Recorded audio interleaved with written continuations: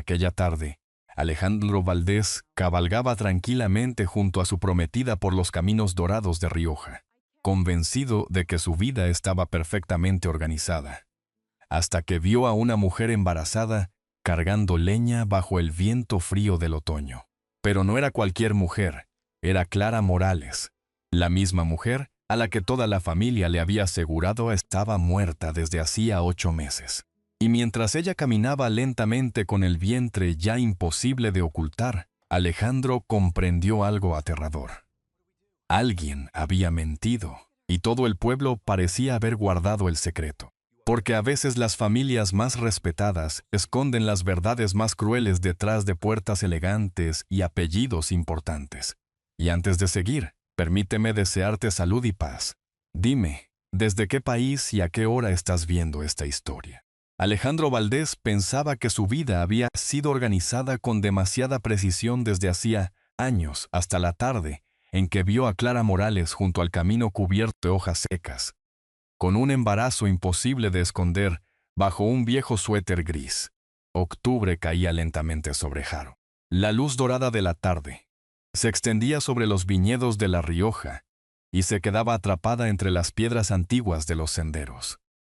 Alejandro avanzaba a caballo junto a Isabel Ortega por el camino que conducía hacia la pequeña ermita de San Lorenzo, donde dentro de 3 semanas es la boda. El aire olía a tierra húmeda, hojas viejas y vino recién fermentado. Isabel hablaba con suavidad sobre los invitados que llegarían desde Madrid, sobre las flores blancas que su madre insistía en traer desde Zaragoza y sobre el vestido que había recibido aquella mañana. Alejandro respondía apenas con frases cortas. Llevaba demasiado tiempo viviendo como si cada día fuera una obligación más que una elección. Desde la colina podía verse el pueblo entero. Las luces comenzaban a encenderse alrededor de la plaza y el humo de las chimeneas subía hacia un cielo gris claro. Alejandro conocía aquel paisaje desde niño. Había aprendido a montar por esos caminos, a probar vino junto a su padre y a saludar a los trabajadores de la hacienda, como el hombre que algún día heredaría todo aquello. Sin embargo, aquella tarde, algo le pesaba en el pecho. Fue al llegar a la curva del viejo arroyo seco, cuando el caballo levantó apenas la cabeza. Así, una mujer recogía leña junto al camino. Llevaba un abrigo gris gastado y una bufanda oscura. Estaba inclinada sobre un montón de ramas pequeñas, atándolas con una cuerda fina.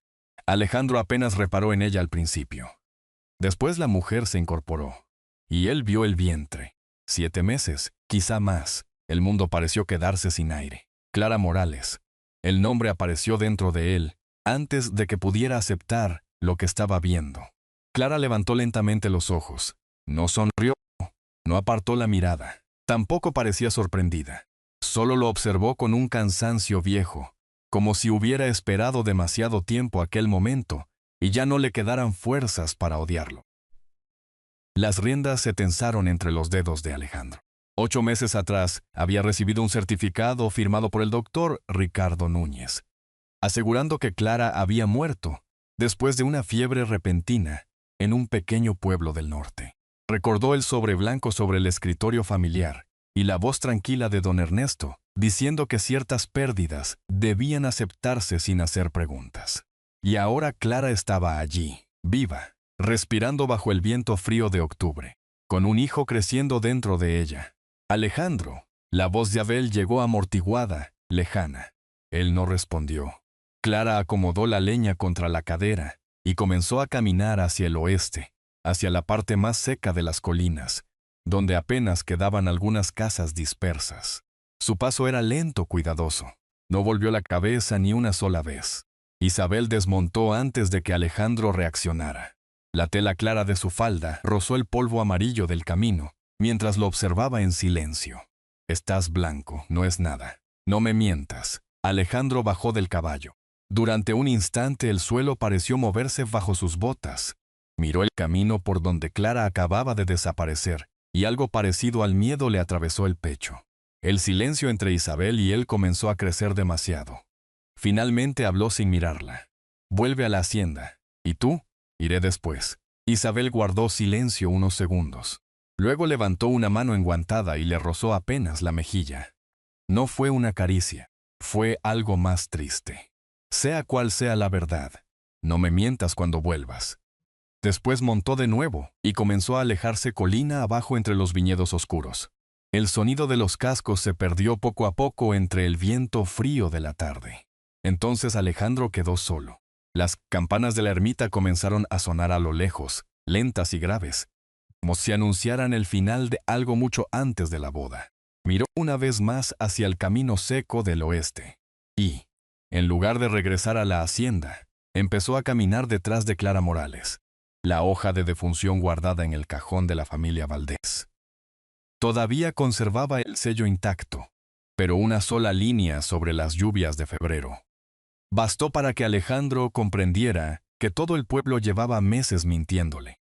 Aquella noche el sueño no entró en la hacienda Valdés. Alejandro permaneció solo en el despacho del fondo, frente al viejo archivador de madera que hoy había pertenecido a su padre.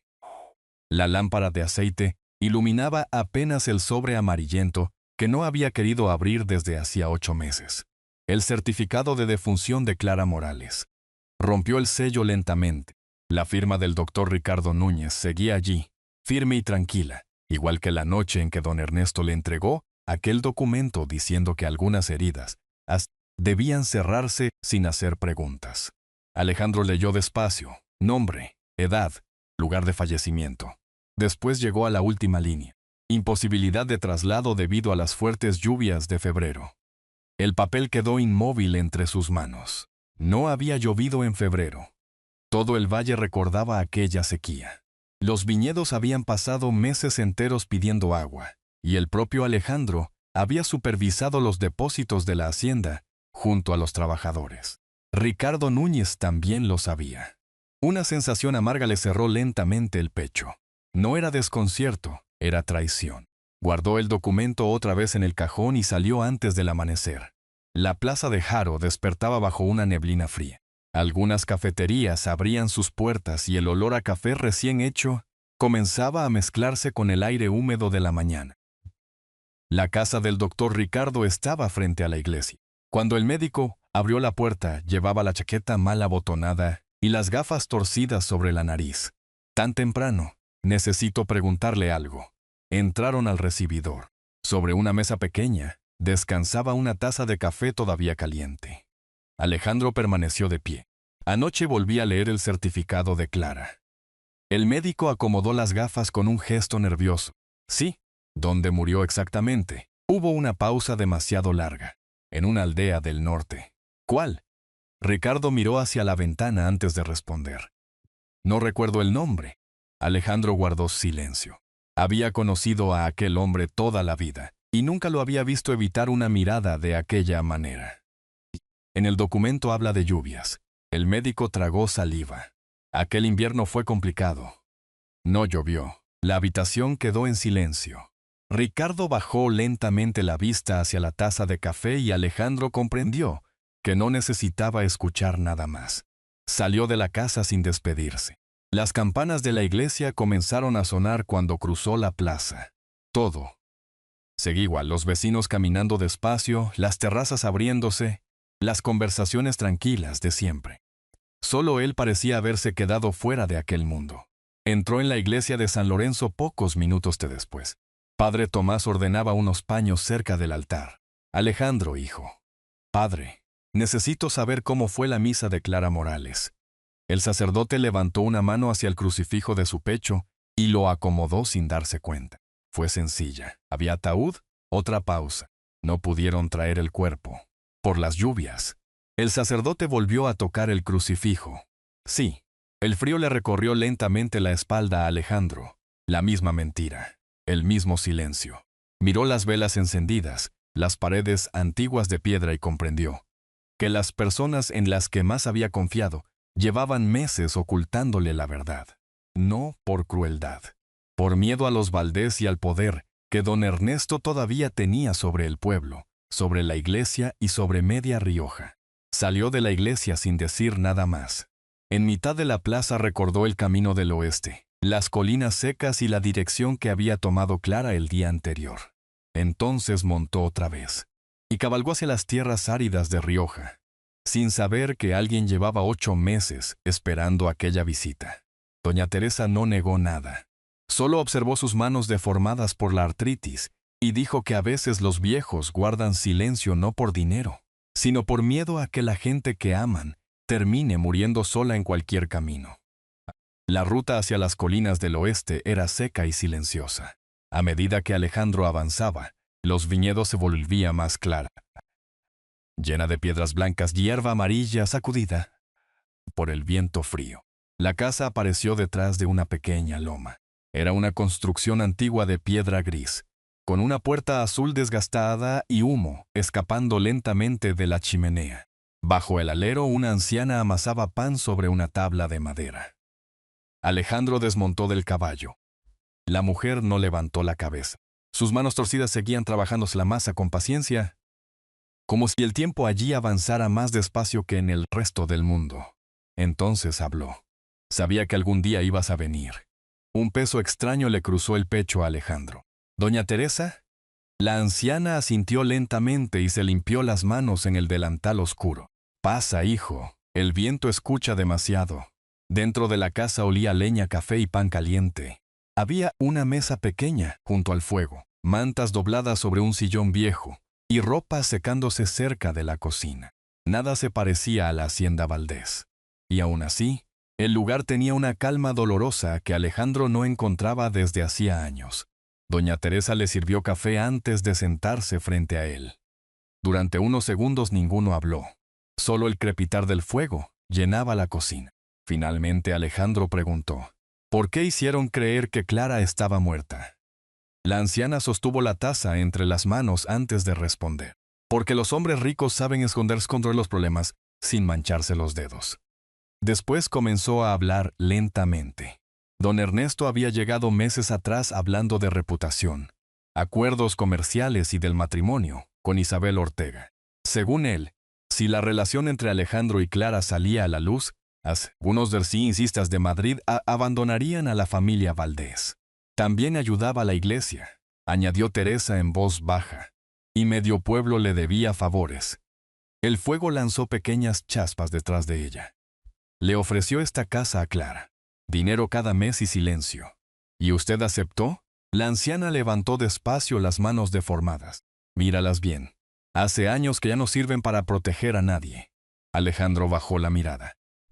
Clara no quería irse, continuó Teresa, pero tenía miedo de que te obligaran a escoger entre ella y todo lo demás. El silencio volvió a llenar la cocina. Afuera el viento golpeó suavemente las ventanas. Alejandro respiró hondo antes de preguntar. «El niño es mío». Doña Teresa lo observó unos segundos. «Eso tiene que decírtelo ella». En ese momento se escuchó el ruido de un cubo apoyándose contra la pared exterior.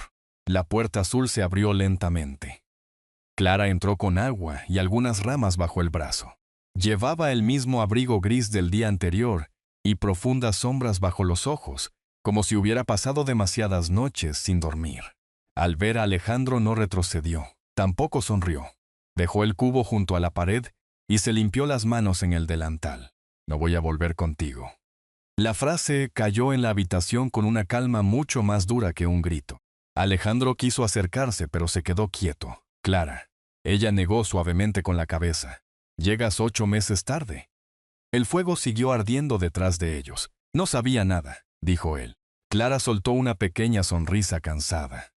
«Eso todavía puedo creerlo». Doña Teresa se levantó lentamente y desapareció hacia la cocina pequeña, dejándolos solos. Alejandro miró entonces aquella vida sencilla. La mesa pequeña, las paredes frías, el pan recién hecho, la ropa secándose junto al fuego.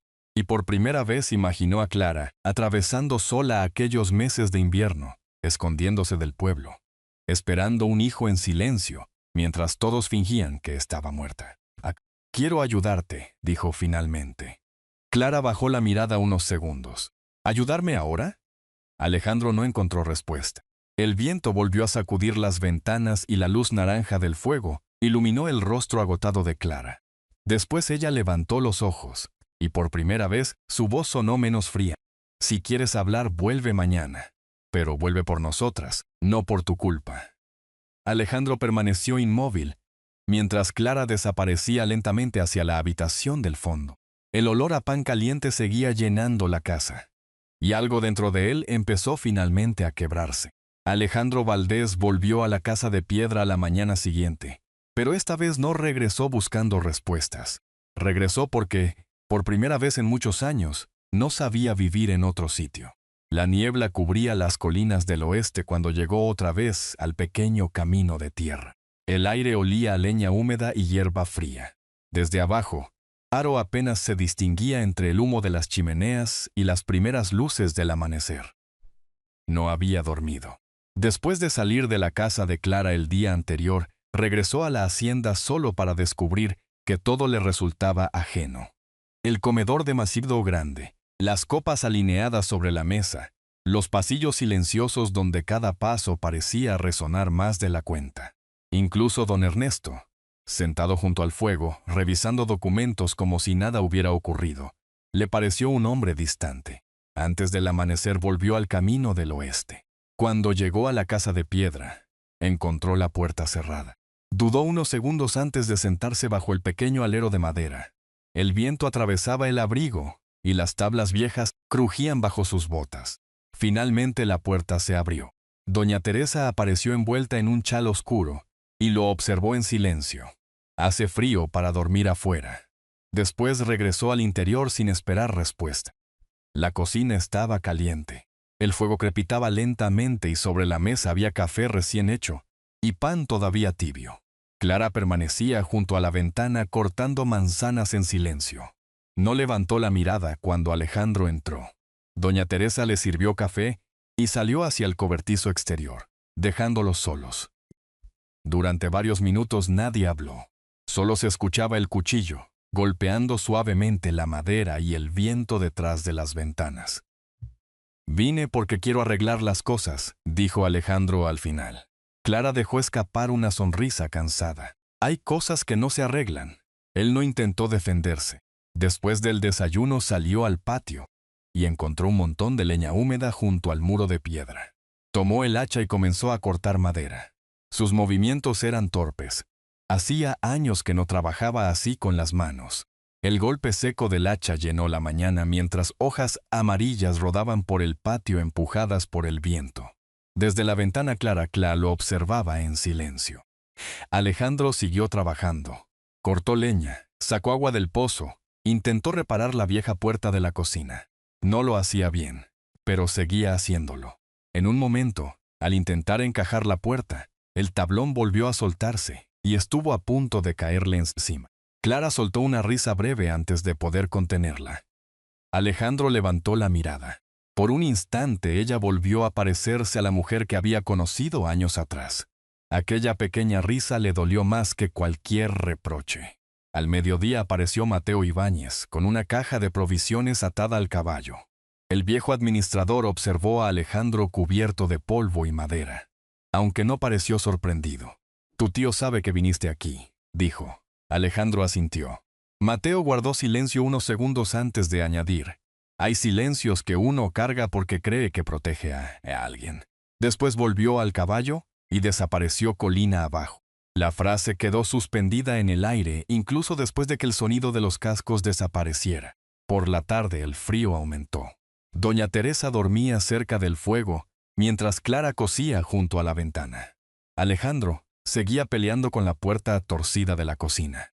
Cuando finalmente logró cerrarla correctamente, Clara lo miró unos. «Siempre fuiste malo arreglando cosas». Alejandro sonrió apenas. «Creo que nunca tuve necesidad de aprender». Clara bajó la vista hacia la costura, aunque una sonrisa pequeña todavía permanecía en sus labios. Al caer la noche cenaron sopa caliente alrededor de la mesa pequeña.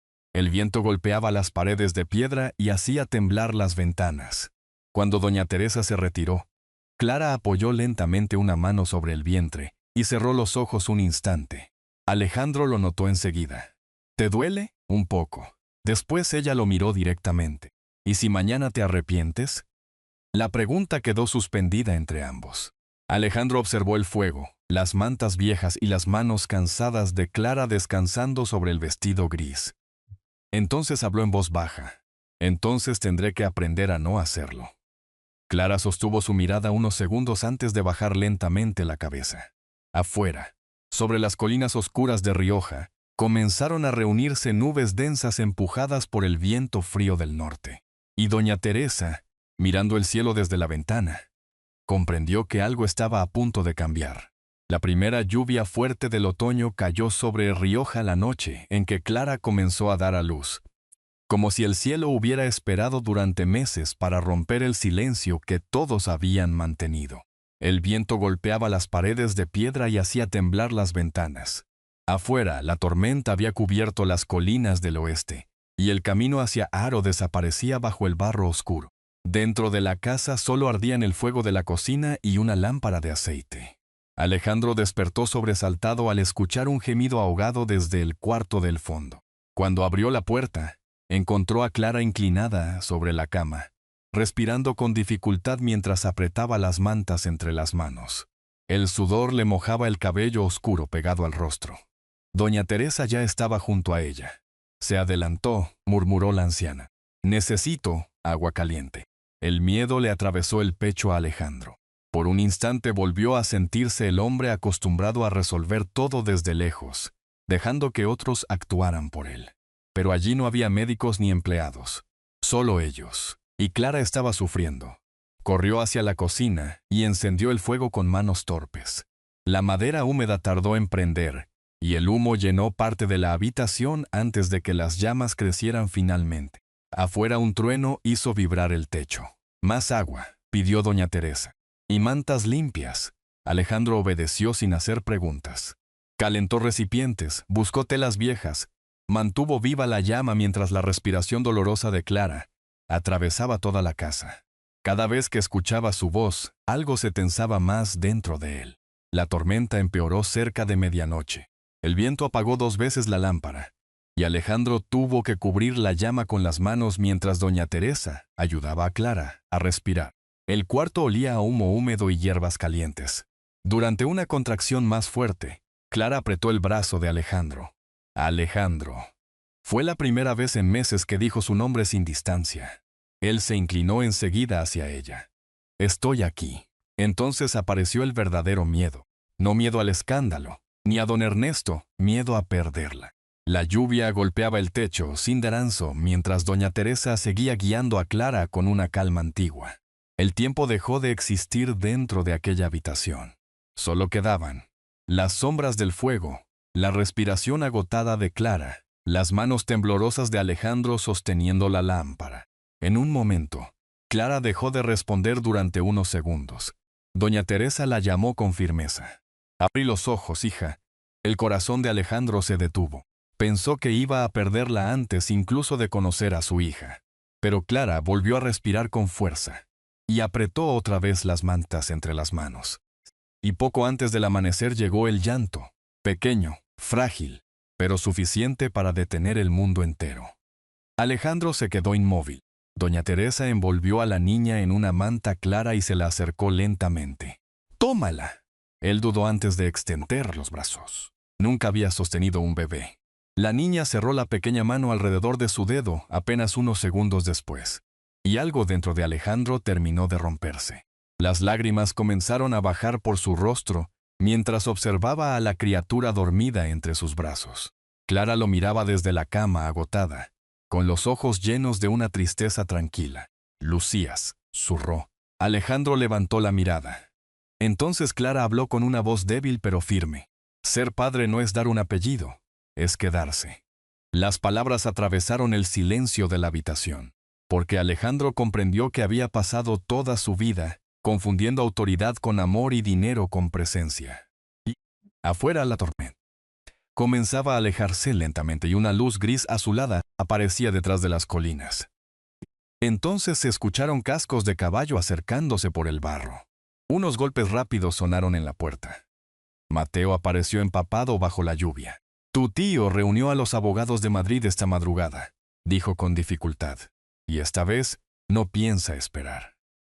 En la primera mañana de invierno en Rioja, Alejandro Valdés preparó café en la pequeña cocina de piedra y comprendió que aquel lugar humilde se parecía más a un hogar que la hacienda donde había vivido toda su vida. La niebla cubría las colinas del oeste, y los viñedos dormían bajo el cielo gris de diciembre. La casa olía a pan caliente y café recién hecho. Lucía dormía junto al fuego, mientras Clara amasaba lentamente sobre la mesa de madera. El sonido de las brasas llenaba la cocina con una calma desconocida para Alejandro. Hacía semanas que iba y venía entre la hacienda y la casa de piedra. Pero cada vez regresaba menos. Allí seguían, los pasillos enormes, las cenas silenciosas, los empleados bajando la voz cuando él aparecía. Nada había cambiado. Y, aún así, él ya no pertenecía a aquel lugar. Aquella mañana Mateo apareció en la puerta con el abrigo cubierto de escarcha. Los abogados ya llegaron desde Madrid. Horas después, Alejandro regresó a la hacienda Valdés. El despacho principal seguía igual. Los muebles oscuros, las botellas antiguas, el retrato severo de su padre observándolo desde la pared. Don Ernesto permanecía junto a la ventana, hablando con dos abogados vestidos de negro. Al verlo entrar, el silencio cayó sobre la habitación. «Todavía estás a tiempo de evitar un escándalo», dijo el anciano. «No habrá boda», respondió Alejandro. Don Ernesto apretó la mandíbula. «Si sigues adelante con esto, perderás mucho más que tu apellido. También puedo hacer que esa niña cargue este escándalo toda su vida». Entonces Alejandro entendió el miedo con el que Clara había vivido todos aquellos meses.